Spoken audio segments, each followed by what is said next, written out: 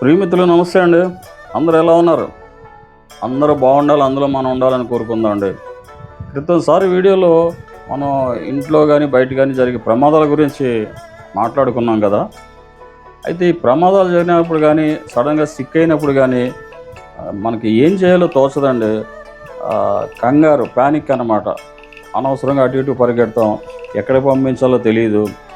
దాంతో time delay అయిపోతుంది, ఈ సమస్య పెద్దదవుతుందన్నమాట. అలా కాకుండా డాక్టర్ సహాయం అందే లోపున మన రోగికి ఏదన్నా ఉపశమనం కలిగించేది దాన్నే ప్రథమ చికిత్స అంటారు, ఫస్ట్ ఎయిడ్ అనమాట. అంటే మనం ప్రమాదం జరిగినా సిక్ అయినా కొంత ఫస్ట్ ఎయిడ్ చేయొచ్చు డాక్టర్ వచ్చే లోపున. ఈ లోపున అంబులెన్స్ కాల్ చేయడం, ఆ అంబులెన్స్ వచ్చే లోపున మనం రోగికి కావాల్సిన సహాయం చేస్తే మంచిదండి. అందువల్ల సీరియస్ అవ్వకుండా, సిచ్యువేషన్ సీరియస్ అవ్వకుండా ఉంటుంది. ఈ ఫస్ట్ ఎయిడ్ అనేది మొదటి నుంచి పాపులర్ చేసిన సెయింట్ జాన్స్ అంబులెన్స్ అండి. ఈ సంస్థ 1870 స్థాపించబడిందండి. దీని ఆశయం ఏంటంటే ప్రమాదం జరిగినప్పుడు బాధ నుంచి ఉపశమనం కలిగించడం ఈ సంస్థ ఆశయం అనమాట. ఈ saint John's ambulance literature print చేయటం, అలాగే ఫస్ట్ ఎయిడర్స్ని తయారు చేయటం, ట్రైనింగ్ ఇచ్చి తయారు చేయటం వాళ్ళ ఆశయం అండి. అంతగా ఒకవేళ ఫస్ట్ ఎయిడ్ సర్టిఫికేట్ లేకపోయినా కూడా కొంత అవగాహనతో మనం రోగికి కొంత సహాయం చేయొచ్చండి. మనకు తెలిసిన నాలెడ్జ్ తోటి. అంటే మరీ మనకి తెలియనివన్నీ చేయకూడదు. మనం ఏదైనా కొంత అవన్నీ కూడా నెక్స్ట్ వీడియోస్లో మనం డిస్కస్ చేసుకుందాం. కాబట్టి ఈ ఫస్ట్ ఎయిడ్ అనేది చాలా ఇంపార్టెంట్ అండి. అన్నిటికీ, ప్రతిదానికి, యాక్సిడెంట్ జరిగినా, ప్రమాదం జరిగినా, సిక్ అయినా కూడా. కాబట్టి ఇలాంటివన్నీ మనం నేర్చుకుని ఉండటం మంచిదండి. జనరల్గా ఏదైనా ప్రమాదం జరిగినప్పుడు, ఏదైనా అత్యవసర పరిస్థితి, ఆరోగ్యానికి సంబంధించిన పరిస్థితి వచ్చినప్పుడు చాలామంది ఏం చేస్తామంటే ప్యానిక్ అవుతాం, కంగారు పడతాం. అలా కంగారు పడి అటు ఇటు పరిగెట్టి ఏం చేయాలో తోచదో, ఈ లోపున సమయం దాటిపోతుంటుంది. ఒక్కోసారి పరిస్థితి ఎలా ఉంటుందంటే ఇమీడియట్ మెడికల్ హెల్ప్ కావాలన్నమాట. అందువల్ల ఏం చేయాలంటే స్టెప్ బై స్టెప్ మనం గుర్తుపెట్టుకోవాలి, ముందు నుంచి ఆలోచించి ఇలాంటివన్నీ చూసుకోవాలి. ఫస్ట్ 188 అంబులెన్స్, ఏదైనా ప్రమాదం ఇంట్లో ఏదైనా అవసరం వచ్చినా లేకపోతే ప్రమాదం జరిగిన 188 ముందు ఫోన్ చేసేయాలి. తర్వాత ఈ లోపల మనకు చేతనైన పని, ప్యానిక్ అటు ఇటు పరిగెట్టడం, జనం గుమ్ముగొట్టడం చుట్టూ, అది చాలా తప్పండి. అది జనం అంతా చేస్తారు. ప్రమాదం జరిగినప్పుడు చుట్టూ చేరిపోతారు, ఏం చేయరు, ఏం చేసేది ఉండదు. బళ్ళు ఆఫ్ చేస్తారు, చూస్తుంటారు, ఫోటోలు వీడియోలు తీస్తుంటారు. ప్రాణం ఇంపార్టెంటా అండి, అది ఇంపార్టెంటా, ఇవన్నీ చాలా చూస్తుంటామండి. అలా చేయకూడదు. రోగికి గాలి ఆడాలి, చుట్టూ జనం చేరకూడదు, హెల్ప్ చేయాలి, చూసేసి వెళ్ళిపోవడం కాదు. మనం 108, అదే ఇంట్లో అయితే 108 ఫోన్ చేసి ఎక్కడ చేర్పించాలనేది మనం ముందే ఒక అవగాహన ఉండాలండి.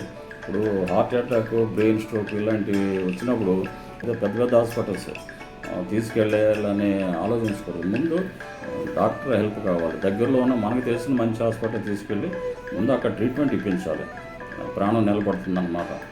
ఆ తర్వాత అప్పుడు ఆలోచించుకోవచ్చు, పరిస్థితిని బట్టి, మన సమస్యను బట్టి, డాక్టర్ చెప్పిన సలహాను బట్టి. ఎందుకు చెప్తున్నానంటే సరైన డెసిషన్ ఎందుకు ఇంపార్టెంట్ అంటే, నేను డిపార్ట్మెంట్లో సేఫ్టీ ఫస్ట్ ఎయిడ్ ఫైర్లో చేసినప్పుడు అంబులెన్స్ మా దగ్గర ఉన్నాయి. మా డిపార్ట్మెంట్లో కొలీగ్కి హార్ట్ అటాక్ వచ్చిందండి. ఇమీడియట్గా నేనే ఉన్నాను కాబట్టి నేను కూడా అంబులెన్స్లో నేనే వెళ్ళాను. నిమ్స్, అప్పుడు ఇన్ని హాస్పిటల్స్, గల్లీకి హాస్పిటల్స్ ఇవన్నీ లేవండి.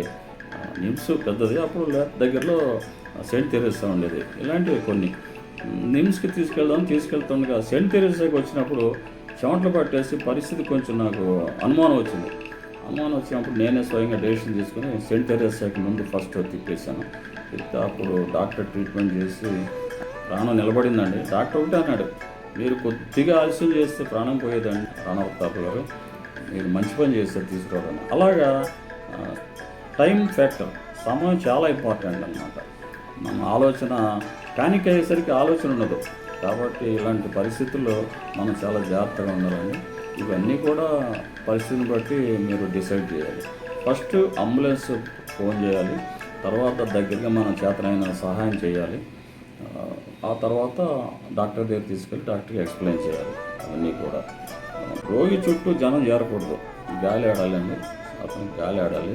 అతను కొంచెం కొంచెం మీరు అతను స్పృహలో ఉంటే మంచి మాటలు చెప్పాలి, ధైర్యం చెప్పాలి, కొంత కోలుకోవడానికి ఆస్కారం ఉంటుంది అనమాట. మీరే కంగారు పడి అతను రోగిని కంగారు పెట్టకూడదు. ఇది అండి నేను చెప్పాలనుకున్నది. మనం రోజు చూస్తున్నదే, మీరు చూస్తున్నది మీకు తెలిసిందే, కానీ నేను ఒకసారి రిమైండ్ చేద్దామని చెప్తున్నాను అంతే. నేను ఐడిపిఎల్ సంస్థలో పనిచేసినప్పుడు అండి సేఫ్టీ, ఫైర్, ఫస్ట్ ఎయిడ్ డిపార్ట్మెంట్లో వర్క్ చేశాను. ఆ సమయంలో సెయింట్ జాన్స్ అంబులెన్స్ వారి ట్రైనింగ్ కోర్స్ సర్టిఫికేట్లు ఇచ్చారు. అందువల్ల నేను ఫస్ట్ ఎయిడ్కి సంబంధించి కొంత అవగాహన ఉంది. దాని గురించి నేను ఏదైనా సూచనలు, సలహాలు ఇవ్వడానికి ప్రయత్నం చేస్తాను. మీకు ఈ వీడియోలు, నా వీడియో కంటెంట్ అంతా ఇలాగే ఉంటుందండి, ప్రజలకు ఉపయోగపడేది తప్ప ఇక అంతకంటే నేను వేరే వీడియోలు అంటే నాకు చేయలేను. కాబట్టి మీకు దయచేసి ఇలా నచ్చితే వెల్ అండ్ గుడ్, నచ్చకపోతే చూసేయండి, చూసి వదిలేయండి, అది మీ ఇష్టం.